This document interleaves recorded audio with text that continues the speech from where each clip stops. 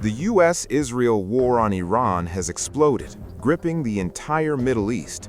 In retaliation, Iran has been bombing Gulf states, hosting US bases. In a latest incident, a high-rise building was hit in Kuwait City early on March 8th as Iran launched a drone swarm targeting the Gulf states. Massive flames were seen engulfing the building, lighting up the night sky in Kuwait City. The cause of the blaze was unclear, but it erupted as the country suffered a wave of Iranian drone and missile attacks. Sirens sounded across the city as Kuwaiti military said it was responding to more attacks. Kuwaiti authorities also confirmed that a fire broke out on the fuel tanks of the Kuwait airport earlier this morning. The government media office said teams are still trying to put out the blaze at the main building of the Social Security office. Kuwait's national oil company announced a precautionary cut to its crude production. It called the drone attack a direct targeting of vital infrastructure. A separate statement said some civilian facilities sustained material damage as a result of falling fragments and debris from interception operations. Meanwhile, Kuwait said its air defenses downed 3 missiles as firefighters combated 2 blazes, one at the Kuwait International Airport and another on the main building of its public institution for Social Security. Meanwhile, amid intensifying Iranian attacks, Kuwait's Interior Ministry announced the death of 2 border security personnel this morning.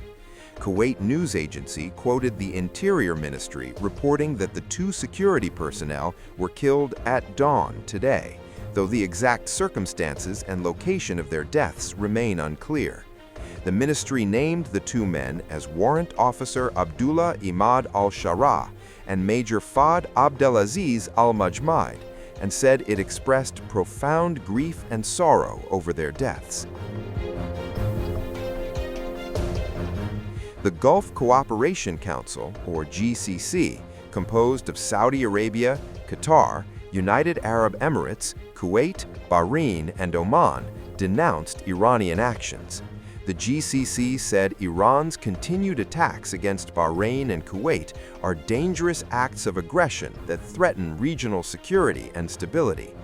GCC Secretary-General Jassim Mohammed al-Budaiwi said Iran's continued attacks reveal Iran's escalatory approach and strongly condemned what he called Tehran's nefarious attacks on the region.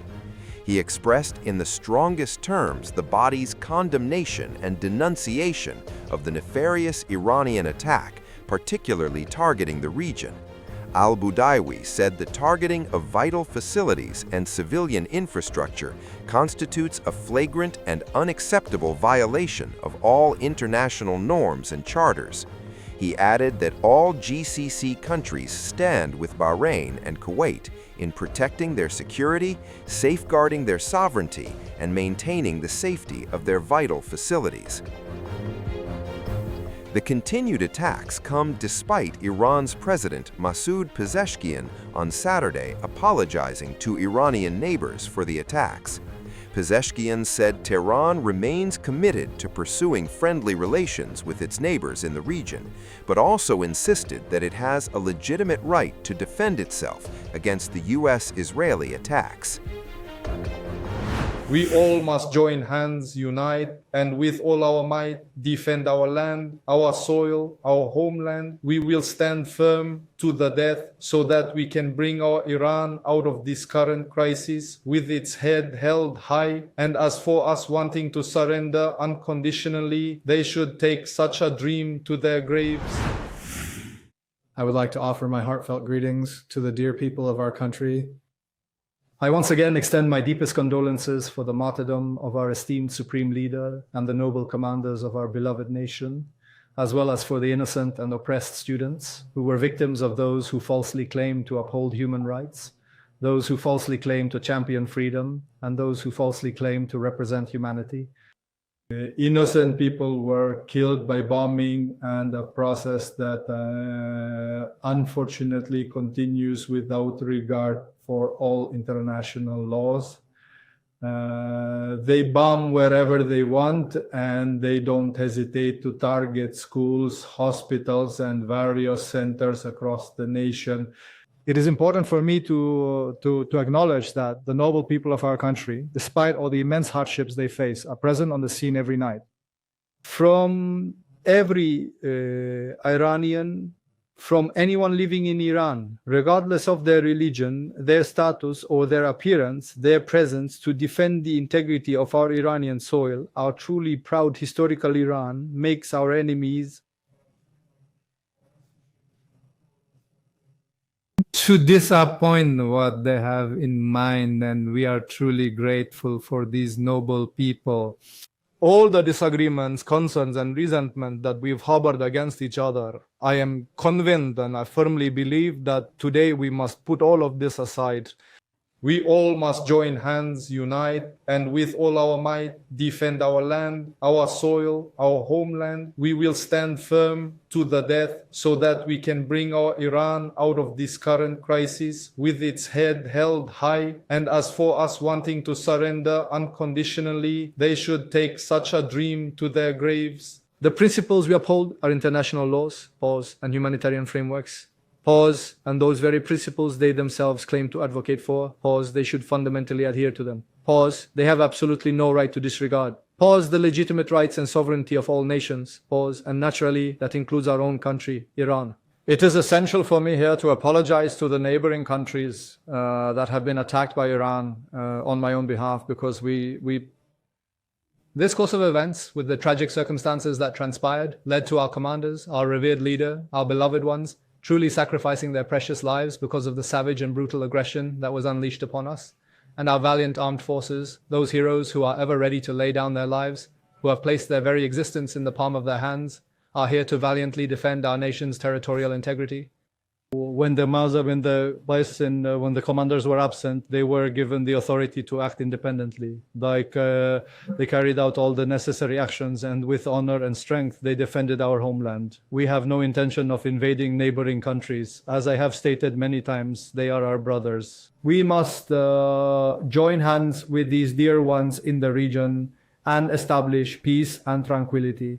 And I truly hope that these incidents, in the decision we made yesterday in our Provisional Leadership Council, this decision was reported to the armed forces that from now on they should not target neighboring countries. They could launch an attack or perhaps fire missiles unless it is those specific countries that are planning to attack us also. And I firmly believe that we must resolve this critical issue through diplomatic means, rather than by engaging in conflicts with our neighboring countries and thereby creating further problems.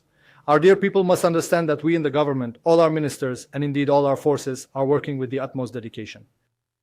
We will not fall short in any way, as long as it is within our capabilities. We are the dedicated servants of these people. We will make every effort to ensure that no problems whatsoever arise from our side for our beloved people. But the truth is, it's war.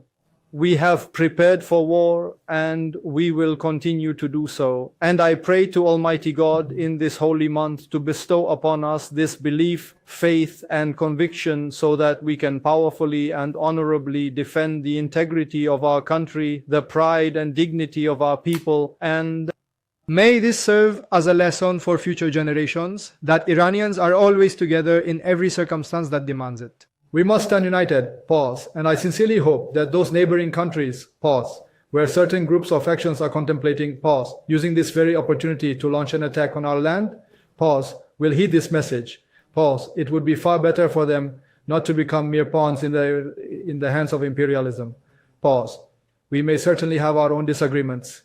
We may certainly have our own disagreements and complaints with each other, but right now, to support Israel, which is actively committing genocide, and America, which is engaged in plunder and exploitation, the continued presence of these nations will forever cast a deep shadow of dishonor, of utter lack of integrity. I don't even know how to properly express it. It is truly awful to become a mere plaything in the hands of colonizers and genocidal regimes, especially for those who genuinely believe they are striving to achieve their own freedom and dignity. Dignity cannot be attained when you align yourselves with cunning foxes, with blatant liars, and with those who actively promote ignorance and deceit.